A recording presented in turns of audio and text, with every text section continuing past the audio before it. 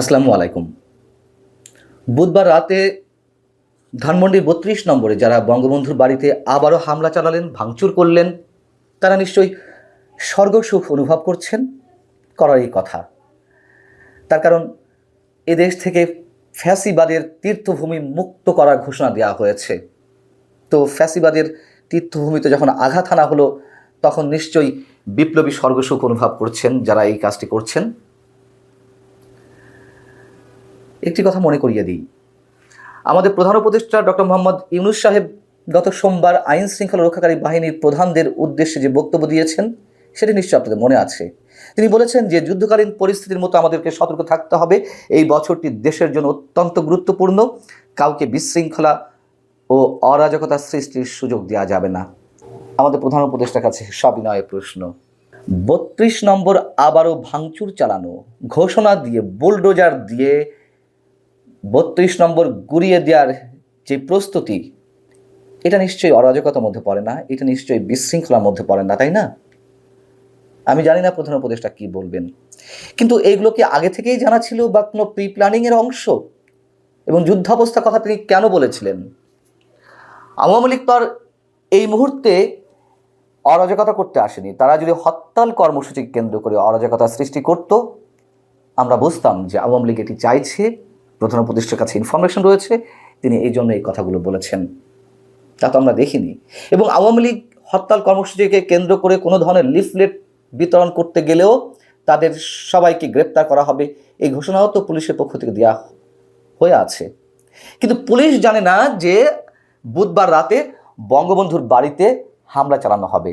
এটি সারা বাংলাদেশের মানুষ জানে। বুধবার দুপুর থেকে বিকাল থেকেই প্রকাশ্যে ঘোষণা দেওয়া হয়েছে, উস্কানি দেওয়া হয়েছে।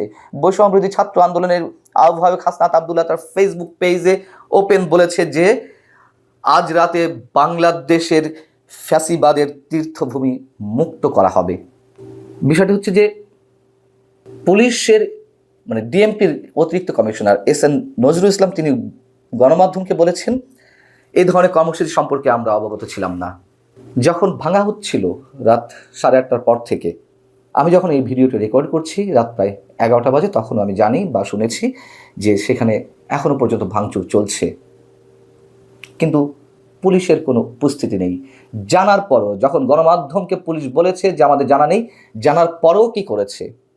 এবং ভাঙচুর চলাকালীন সময়ে সেনাবাহিনীর একটি দল এসেছিল।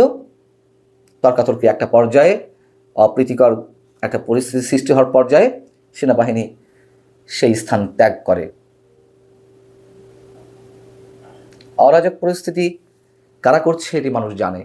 এবং আওয়ামী লীগের যে দুঃশাসন, আওয়ামী সরকারের যে ভয়ঙ্কর আচরণ, সেটি সম্বন্ধে আমরা জানি।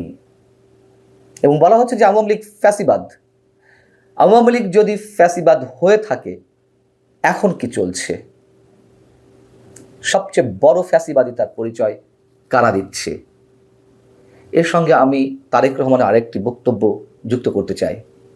বুধবারই তারেক রহমান একটি অনুষ্ঠানে লন্ডন থেকে ভার্চুয়ালি যুক্ত হয়ে তিনি বলেছেন, সংস্কার বলে যেসব বক্তব্য প্রচার করা হচ্ছে কিনা, বক্তব্য প্রচার করা হচ্ছে, সংস্কারের নামে কোনো ষড়যন্ত্র হচ্ছে কিনা খতিয়ে দেখা দরকার। খুবই স্পষ্ট, আমাদের সামনে মোলা ঝুলিয়ে রাখা হয়েছে।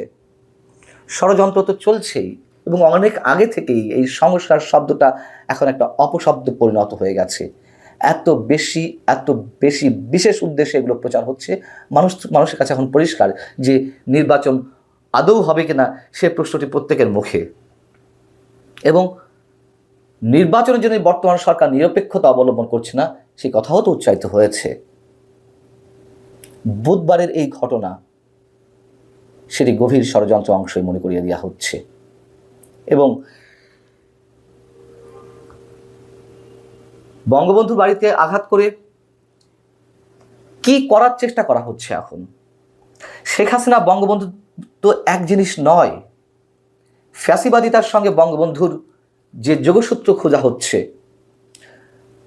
এই বৈষম্যবিরোধী ছাত্র আন্দোলন কিংবা গণ অভ্যুত্থানের সামনে সারিতে যারা ছিলেন, তাদের মধ্যে মাহফুজ আলমকে মাস্টার মাইন্ড বলা হয়। সে মাহফুজ আলমও কয়েকটি স্ট্যাটাসে জানিয়েছেন তিনি নিজে হাতে ছবি ফেলে দিয়েছেন, বঙ্গবন্ধুকে ছুঁড়ে ফেলতে চেয়েছেন, তারপর আবার বলেছেন যে ৭১ পর্যন্ত তার অবদান ছিল।